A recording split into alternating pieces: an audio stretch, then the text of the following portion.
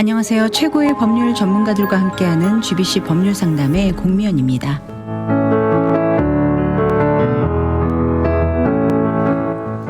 이민 생활에 도움을 드리는 오늘 이 시간에는요. 상법소송과 부동산법 전문이신 이원석 변호사님이 함께하는 시간입니다. GBC 법률 상담은 AM 1190 미주보건방송 라디오 채널과 www.kgbc.com 홈페이지, GBC 모바일 어플리케이션을 통해서 생방송으로 방송되고 있습니다. 또한 GBC 유튜브 채널 보이는 라디오를 통해서도 이 시간 함께 하실 수 있습니다. 오늘은 어떤 궁금증을 풀어주실지 잠시 후 이원석 변호사님 만나보겠습니다.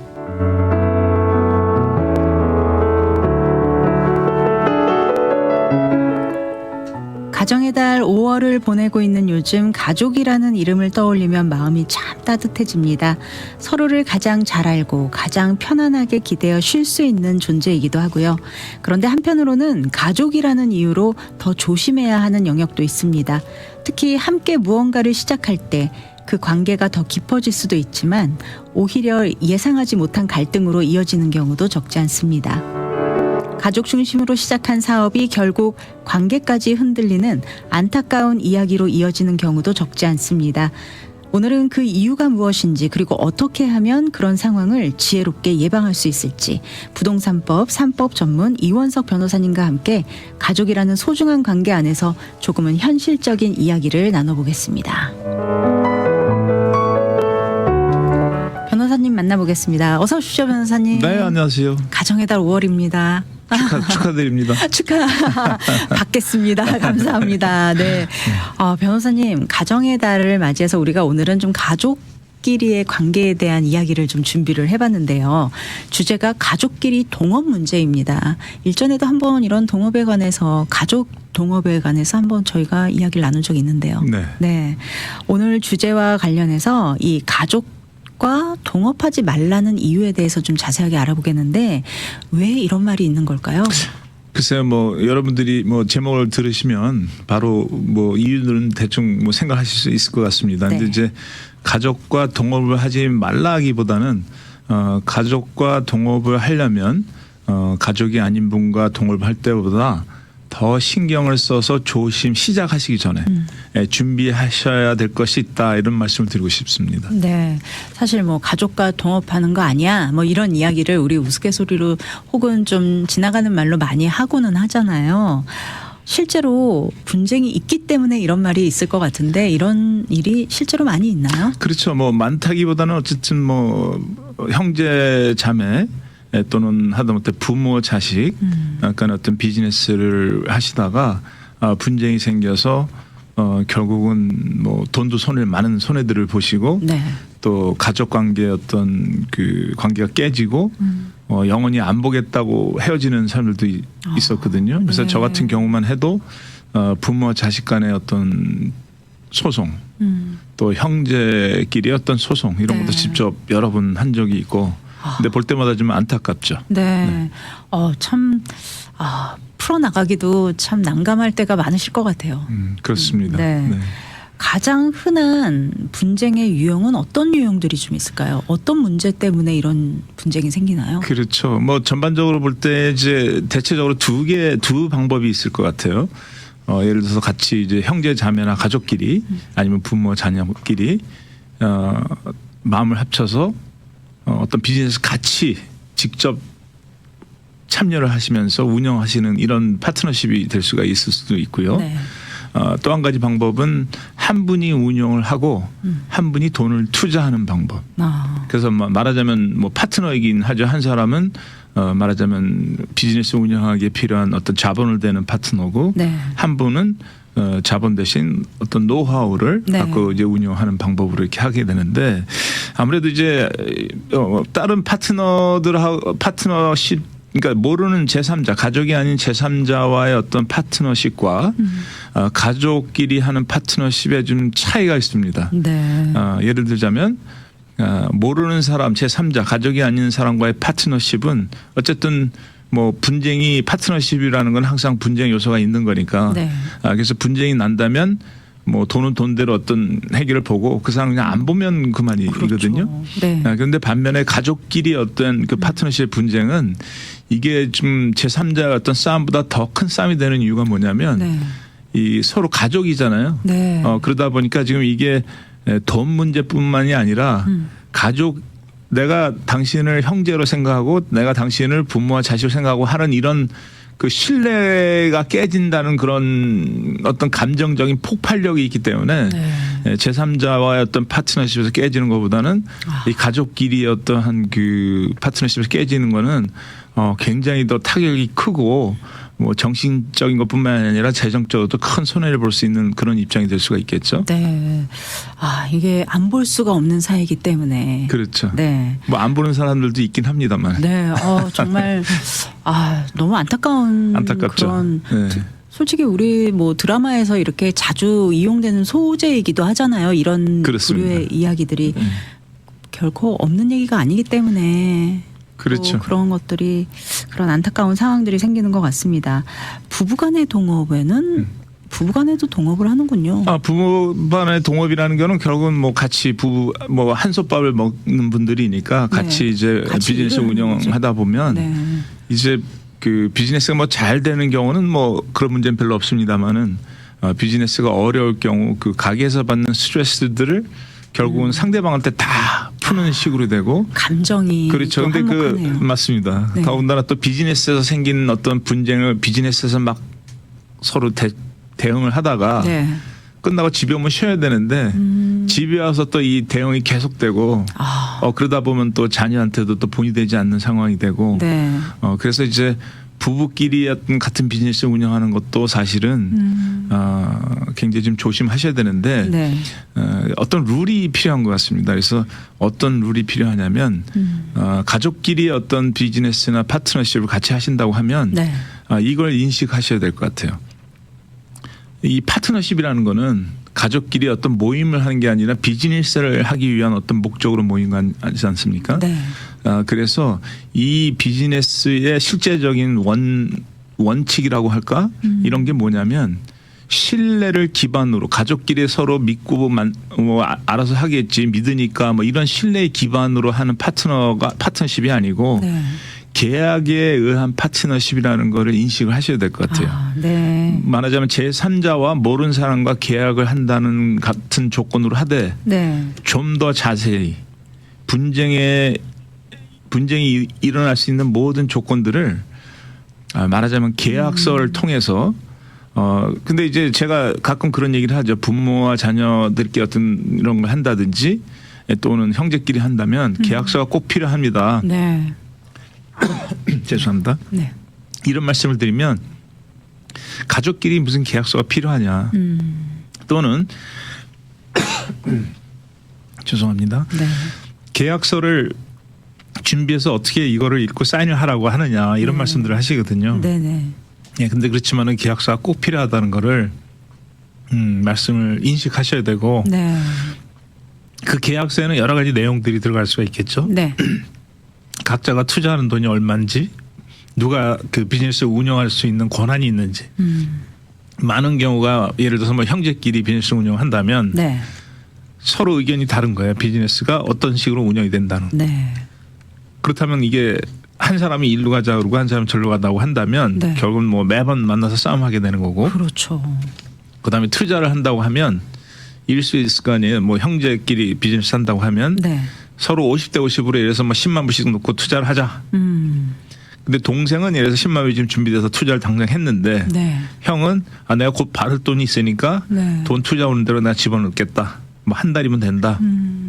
근데 그게 한 달이 아니고 2달이 되고 3달이 가면서 형은 거기서 계속 수익금은 똑같이 가져가고 뭐 이런 문제들이 있을 수 있지 않습니까? 네네. 그런 거라든지 그다음에 그 순이익을 분배를 언제 하느냐. 나는 당장 급하니까 나는 돈을 먼저 달라고 하는 경우들도 있고 네. 형제니까 제3자한테는 이게 통하지 않는 얘기죠. 그래서 그 수익금을 언제 분배를 하느냐.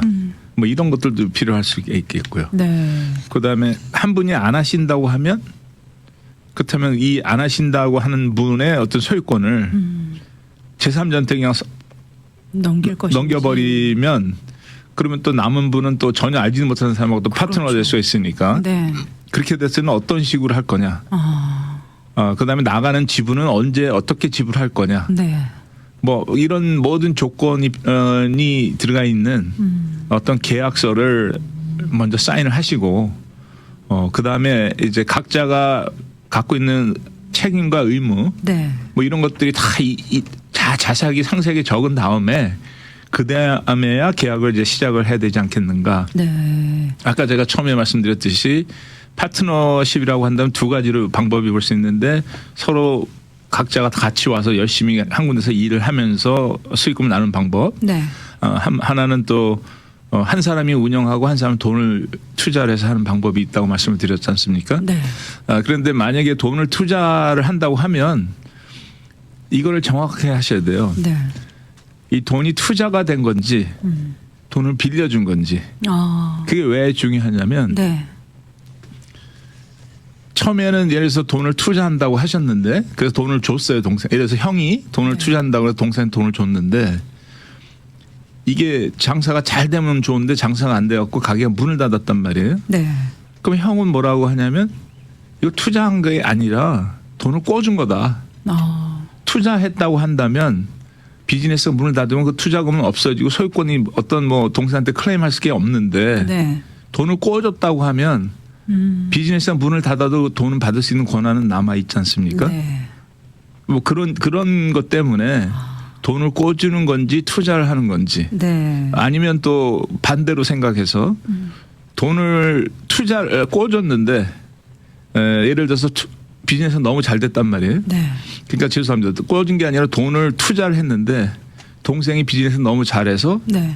형한테 꿔준 돈이라고 돈만 그러니까 예를 들어서 값어치가 올라오면 그만큼 형한테도 그 전체적인 비즈니스의 값어치 오르는데 50% 준다면 투자한 것보다 훨씬 더 많은 돈을 줘야 되는데 네. 이거 꿔준 거니까 돈을 갚는답시고 돈 받은 것만 돌려주는 경우 네. 뭐 이런 경우도 있기 때문에 여러 가지 뭐 방법으로 여러 가지 분쟁의 요소들이 많이 있거든요. 네. 그리고 또 이제 우리가 가족끼리 파트너십 한다고 보면 네. 예를 들면 형제면 형제끼리 이게 하는 게 아니지 않습니까? 각자가 배우자들 있잖아요. 그렇죠. 그럼 배우자들끼리 또 결혼을 못해서 또 비즈니스 하는데 방해를 할 수도 있고 뭐 여러 가지 방법이 많기 때문에 네. 뭐 배우자들은 여기에 어떤 권한이 없다고 뭐 하는 문구가 필요하다든지 네. 운영은 누구 한 사람만이 어떤 결정할 수 권한이 있다든지 뭐 이런 것들을 자세하게 적는 게 굉장히 중요하다고 볼 수 있겠죠. 네. 생각보다 고려해야 될 사항이 굉장히 많네요. 굉장히 많습니다. 네. 네. 이런 것들을 간과하고 그냥 가족끼리 뭐 그렇게 계약까지 꼭 해야 돼라고 생각하시는 분들이 참 많으신 것 같아요. 이런 가족 간의 동업에서는. 그렇습니다. 제가 보면 저 사무실에 찾아와서 이제 파트너끼리의 분쟁 때문에 찾아오신 분들 보면 10명 오시면 한 9명이 파트너십 계약서 같은 게 전혀 없으세요. 네. 그래서 이거 왜 계약을 안 했냐고 하면 그 당시 믿었거든요. 이 대답은 거의 다 모든 분이 그 당시 믿었으니까 안 했다는 거죠. 근데 사실은 뭐 그 당시 믿지 않았으면 그렇게 할 사람이 하나도 없죠. 믿었으니까 당연히 하는데 그 계약서가 왜 필요하냐면 처음에 시작할 때의 어떤 시작하기 위한 그 계약서가 필요한 게 아니라 분쟁을 막기 위한 또는 분쟁이 생겼을 때 해결하기 위한 방법으로 그 계약서가 필요한 거지. 네. 그래서 그분들이 다 보면은 믿고 했기 때문에 계약서 없다고 하셔서 결국은 절 찾아와서 상대방을 소송해달라고 오시는 것들이잖아요. 아니면 소송 당했다고 오신다든가. 그렇죠. 그렇기 때문에 사실은 파트너십이라면 가족은 당연하고 남한테도 사실 계약서가 꼭 필요하다. 네. 이런 말씀을 드리고 싶습니다. 오히려 남하고 같이 일을 할 때는 이런 것을 굉장히 꼼꼼하게 정말 빈틈없이 챙기시는데 아무래도 가족끼리이기 때문에 정말 뭐 남이 아니잖아요. 그래서 더 이렇게 좀 더 믿고 하다 보니 감정적으로까지 나중에 번지고 또 이런 안타까운 상황까지 가게 되는 경우도 참 많은 것 같습니다. 그렇습니다. 한 가지 인식하셔야 될 게 뭐냐면 내가 좀 양보하면 괜찮아 이렇게 하시는 분도 있어요. 성심이 착하신 분들이 있어요. 네. 근데 그게 양보하는 게 1년 양보하고 2년 양보하고 3년 양보하고 4년 하다 보니 그렇죠. 쌓여서 맞습니다. 결국 터져버린 경우들이 있거든요. 네. 그러니까 본인들이 심성이 착하셔서 양보해도 된다, 계약서가 필요 없다 생각하시는 분들조차도 네. 현실은 그렇지 않다. 몇 년 네. 겪다 보면 자꾸 겪다 보면 이제 나중에 폭발하는 경우들이 있기 때문에 듣다 보니 돈이 문제네요. 그렇죠. 돈이 문제고 또 이제 아까 말씀드린 네. 대로 돈뿐만 아니라 상대방한테 뭐 믿은 사람한테 네. 배신당했다 뭐 이런 감정이 또 굉장히 극해질 수가 있거든요. 그렇죠. 가족한테 당하는 배신이기 때문에 더 크게 상처받고 그렇습니다. 더 감정이 극으로 치닫는 것 같아요. 맞습니다. 네. 그렇다면 가족과의 동업 절대 안 되는 겁니까? 네, 절대 안 되는 건 아니죠. 절대 네. 뭐 가능한데 사실 가족끼리 정말 잘해서 파트너십 한다면 그것부터 더 좋은 저거는 그렇죠. 없어요. 네. 반면에 그만큼 잘 되면 좋을 수 있는 반면에 이쪽 국에서 저쪽으로 간다면 잘못되면 그같이 최악의 경우가 없거든요. 네. 그래서 지금 우리가 말씀드리는데 청취자들 분들께 말씀드리는 것처럼 계약서 뭐 이런 것들이 꼭 필요하다. 네. 예, 그런 말씀을 꼭 제가 말씀을 드리고 싶습니다. 네. 그렇다면 구체적으로 어떤 준비가 필요할까요? 구체적으로 일단 서로 이제 만나서 어떤 조건으로 지금 말씀드린 대로 네. 어떤 조건으로 어떻게 운영할 거냐, 투자는 언제 할 거냐, 그다음에 운영하는 방법은 어떤 식으로 할 거냐, 네. 그다음에 비즈니스 가는 방향은 어떻게 할 거냐, 또는 나중에 한 사람이 더 그만둘 경우에는 어떻게 할 거냐. 나중에 비즈니스 파괴될 경우는 어떻게 할 거냐. 뭐 네. 이런 것들이 그런 말씀을 의논을 충분히 하신 다음에 그걸 기반으로 해서 아무래도 제가 보기에는 뭐 본인들이 요새 그 AI로 네. 그 계약서 같은 거 대충 보고 오시는 분들 되게 많은데 네. 굉장히 좀 위험합니다. 왜냐하면 네. AI가 어느 정도 제가 보기에는 한 60%의 어떤 도움을 주실 수는 있으실 것 같아요. 네. 그런데 AI만 믿고 계약서를 만드시면 정말 뭐 형편없는 계약서가 될 가능성도 네. 많고요. 그래서 AI만 믿고 계약서를 만들지 마시고 제 생각엔 옆에서 네. 변호사나 누구를 만나서 그리고 제가 또 한 가지 좀 죄송한 말씀을 좀 드린다면 네. 어떤 분들 보면 이제 계약서를 만들고 회계사님을 찾아가서 회계사님한테 자문을 구한 분들이 꽤 있어요. 네. 물론 이제 회계사님들이 아시는 분들도 많이 있지만 엄격히 말하자면 회계사님은 저는 어카운팅을 어느 정도는 알지만 회계사님만큼 그 어카운팅을 저는 전혀 모르거든요. 네. 그렇다면 반대로 생각한다면 네.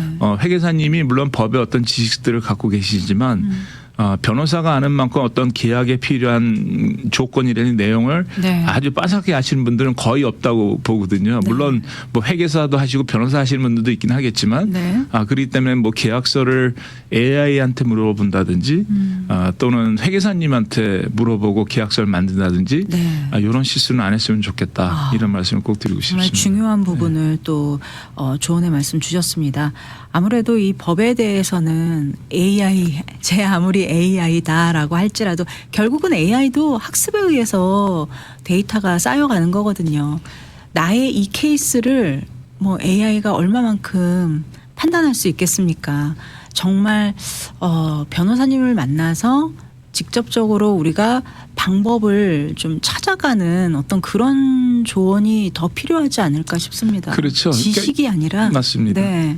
요새 저한테도 이렇게 사건을 의뢰한 분들이 네. AI를 조회해서 옛날에는 하지도 못할 법적인 질문들을 많이 하세요. AI를 보고 이제 공부하시고 오시는데, 네네. 근데 그런 것들 때문에 사실은 저만 해도 많은 시간을 허비하고 있다고 말씀을 드리고 싶어요. 왜냐하면 네. 해당되지 않는 내용들을 막 이 케이스와 관련해서 막 질문들을 막 보내시거든요. 끼워 맞추는군요. 네, 그래서 이런 것들은 여기 해당되는 게 아니기 때문에 이거 네. 얘기하면 잘못된 거다. 얘기를 하셔도 계속 뭐 정말 요새 아주 새로운 경험을 하고 있습니다. 저도. 네. 왜냐하면 정말 그 AI가 맹신하신다면 오히려 맹신 안 하신 것보다 더 큰 손해를 보실 수 있겠다. 네. 이런 생각을 하고 있습니다. 왜냐하면 AI가 다 정확하다고 생각하시고 네. 하시는데 예를 들어서 60%만 맞는다면 아예 안 맞는 게 더 낫거든요. 네. 네. 그렇죠. 네.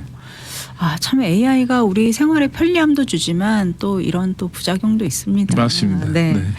의외로 이 가족 간의 동업을 하실 때 의외로 많은 분들이 역할에 대해서 좀 명확하게 정하지 않고 좀 그냥 가족이니까 그냥 믿고 맡기고 뭐 그러다가 또 일 터지면은 내가 너를 믿었는데 하면서 맞습니다. 또 블레임이 또 가족한테 가는 그런 상황도 많이 생겨요. 네, 그렇게 해서 그런 그 어떤 그 스트릭한 룰이 필요해요. 네. 예를 들어서 몇 시간씩 일을 한다면 약속을 꼭 지켜야 되고 약속을 어겼을 때는 어떤 식으로 거기에 대한 그 책임이 필요하다는, 물론 좀 매정하고 하지만은 이제 그런 룰이 꼭 따르지 않으면 언젠가는 분쟁하게 돼 있거든요.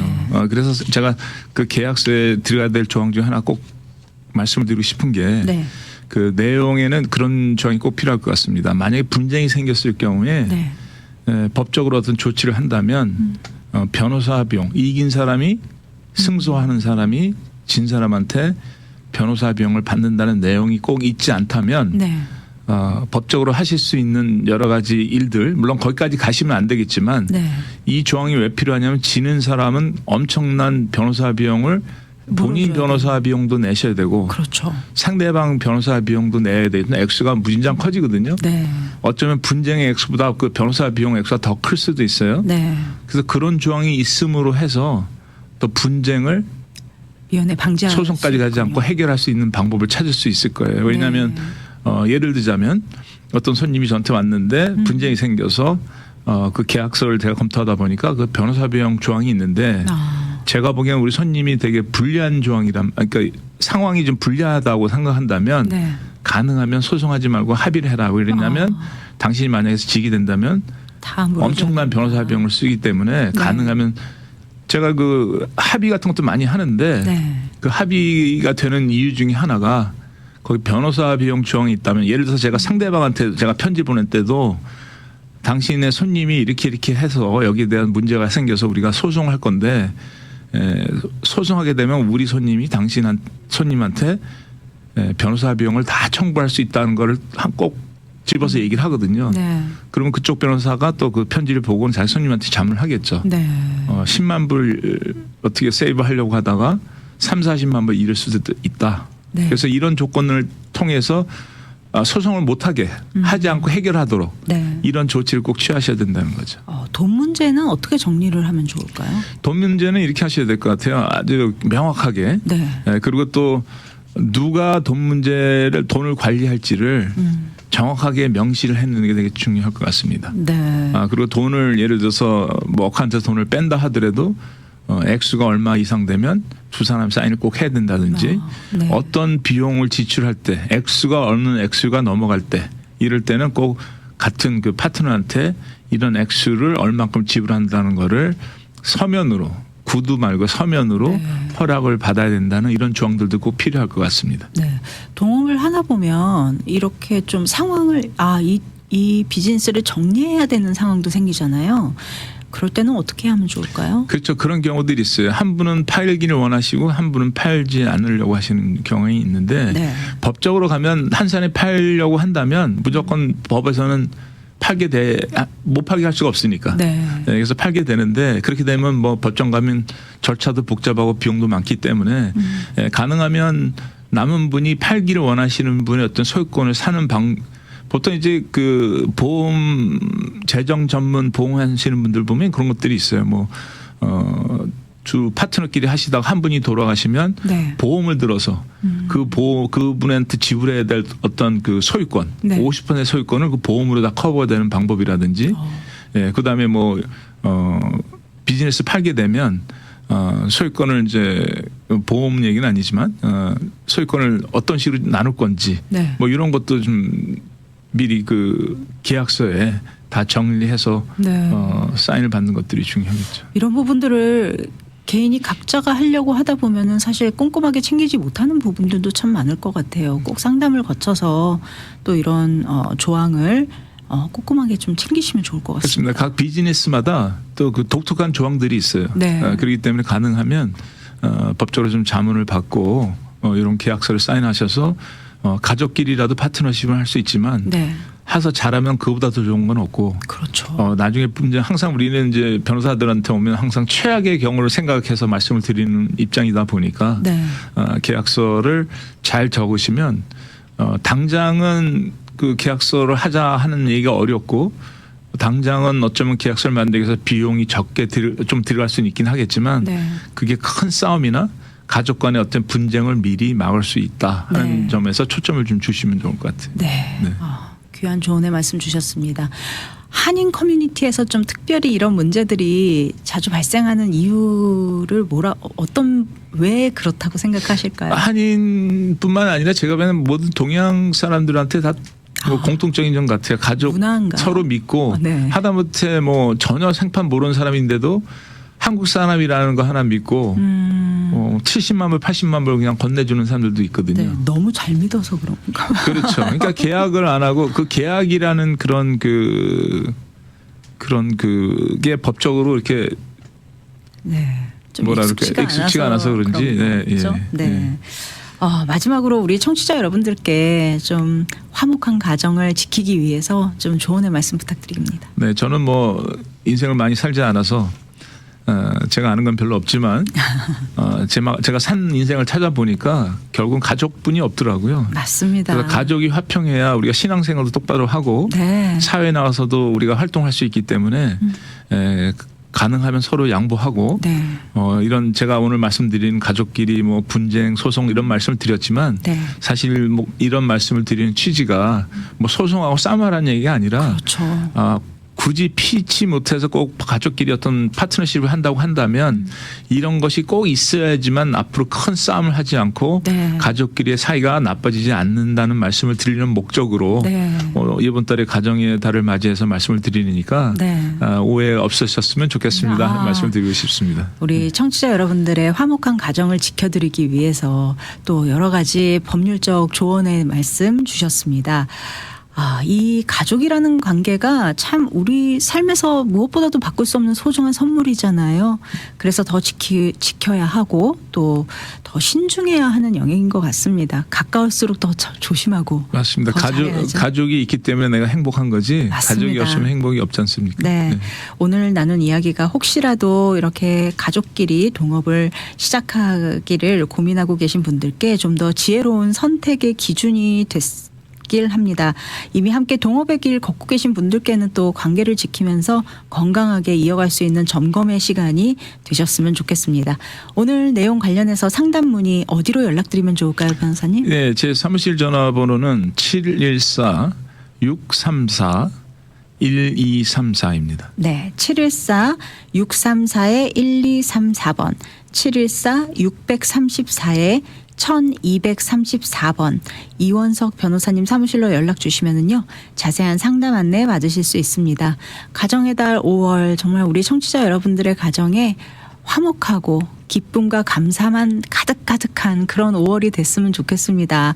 가정의 날인데 우리 청취자 여러분들께 인사 말씀 한 말씀 전해주세요. 축복의 네. 말씀. 네, 안녕하세요. 가족 청취자 여러분들 가정에 하나님의 큰 축복이 임해서 올해만큼 더 이상 행복한 하나님의 축복을 받는 그런 달이 없도록 여러분을 위해서 기도드리고 축복드립니다. 감사합니다. 아멘. 감사합니다.